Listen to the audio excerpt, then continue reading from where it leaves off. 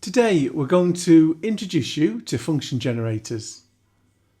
There are basically two versions of function generators in the lab, and we'll make a comparison between one and the other. Firstly, let's identify each of the controls and briefly explain what each of them do.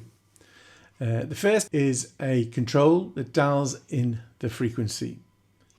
And then the next dial is a multiplier, and this will appropriately change the frequency that's dialed in by 10, 100, 1000, etc., etc. The next dial or button will select the waveform.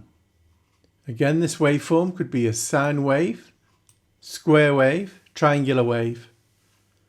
And then the control next to that changes the symmetry. So this works with the function of the waveform to change the mark to space ratio of that waveform. The next dial that we look at is the amplitude. The amplitude controls the output voltage, peak to peak, that is sent from the main output. And the main output can be 50 ohm or 600 ohm output. Again, this works in conjunction with the two switches, which will attenuate the signal by -20 or -40 appropriately. The DC offset puts an offset voltage to this output. It can be positive or it can be minus by up to 10 volts. There are also an additional output, an auxiliary output.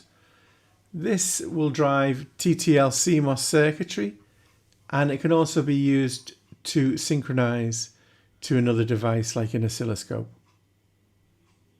You could use a ramp wave or a particular voltage to set a particular frequency by using a sweep input connector.